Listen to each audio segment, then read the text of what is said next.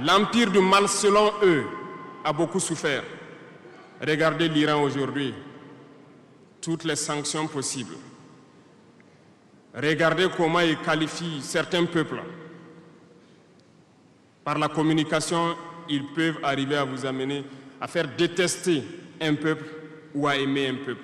Ils sont très forts dans la communication et ils passent par tous les canaux possibles.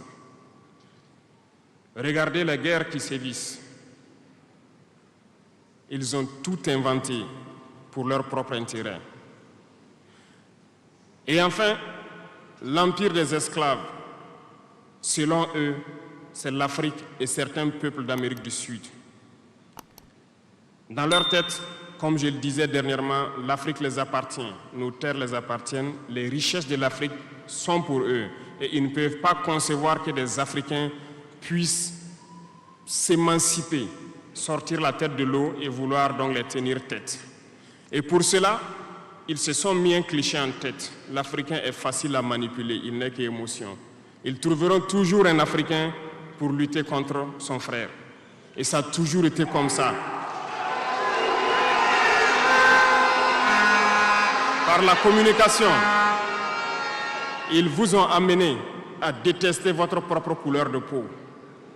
Dans nos cultures et dans beaucoup de cultures au Burkina Faso ici, le deuil était symbolisé par la couleur bleue. Lorsqu'une femme perd son mari, elle portait donc des tenues de couleur bleue pour faire son deuil pendant un temps donné. Ce sont eux qui sont venus vous dire que le noir symbolise le deuil, le diable, la médiocrité, tout ce qui est mauvais.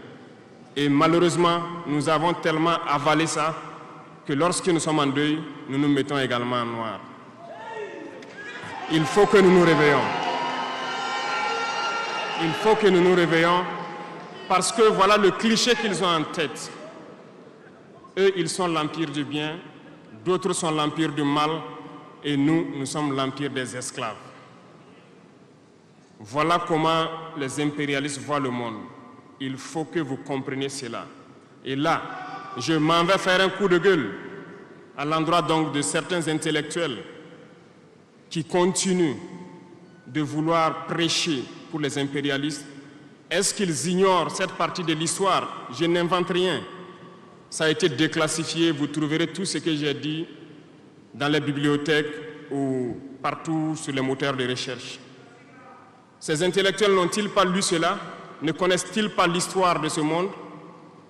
C'est peut-être par malhonnêteté ou quelques billets de dollars qui les amènent à toujours prêcher pour les impérialistes.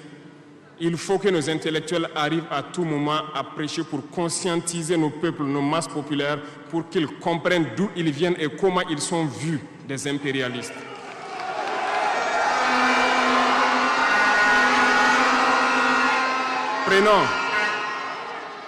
Prenons l'histoire de quelques guerres. Vous avez suivi la guerre d'Irak. Un gros mensonge qui a été inventé, soi-disant de possession d'armes de destruction massive. Certains sénateurs, au niveau des États-Unis, ont tout fait pour avoir les preuves. Ils ne l'ont pas eu. Souvenez-vous que plusieurs personnes ont démissionné de la CIA après cette guerre. Des preuves ont été inventées de toutes parts. Des services secrets occidentaux les ont aidés à fabriquer des preuves. Et on se souvient que le même Niger a été accusé en son temps en montant une fausse convention, un faux contrat de vente d'uranium à l'Irak. C'est le même processus qu'ils ont voulu amener la dernière fois pour soi-disant que le Niger vend de l'uranium clandestinement à l'Iran. C'est déjà vu. Ils ont prétexté cela, ils n'ont pas eu de preuves. Même les Nations Unies ont trouvé finalement qu'il n'y avait pas de preuves tangibles de présence d'armes de destruction massive. Mais ils avaient leur objectif, il fallait détruire l'Irak. Ils ont détruit l'Irak. Ils ont créé l'État islamique. Tout comme ils ont créé les talibans dans les années 80. Les armer, les équiper. Et après, ils prétendent venir les combattre. Comprenez le jeu. Ça n'a que trop duré. Il faut qu'on se réveille et qu'on comprenne tout ça et que nous prenions conscience de notre situation et nous battre pour notre avenir.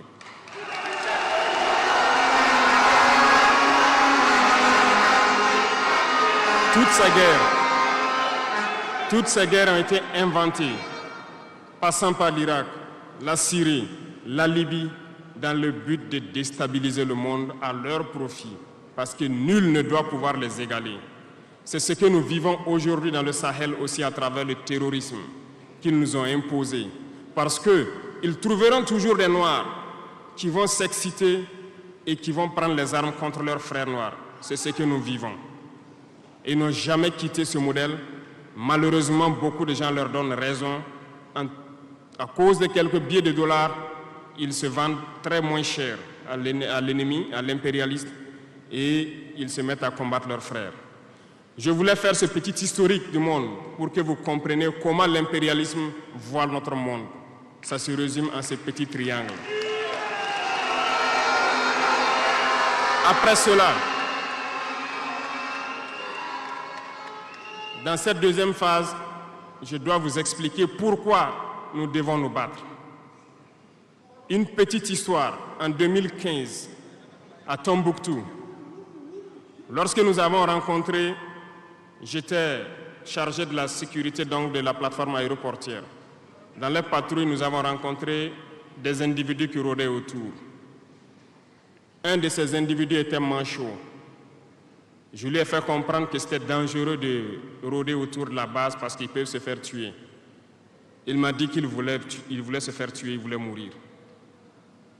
Et j'ai cherché à comprendre leur histoire. Certains étaient fous, d'autres étaient normaux, mais ils cherchaient à mourir à cause du terrorisme. Ils nous ont expliqué que lorsque les terroristes sont rentrés à Tombouctou, le manchot qui m'expliquait ça, un soir, les terroristes se sont pointés à son domicile. On voulait violer sa femme devant lui. Il s'est opposé. Ils sont repartis.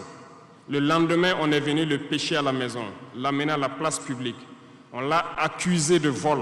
On a tranché sa main, on l'a battu. Il est reparti à la maison. Son fils, qui avait 16 ans, qui s'occupait de sa main, ils sont revenus.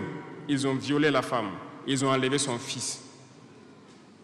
Ils ont continué à violer sa femme pendant des jours, jusqu'à ce que la femme se suicide. Et ils ont amené son fils, il n'a plus retrouvé son fils. Et lui, il préfère mourir. Voilà pourquoi il marche autour.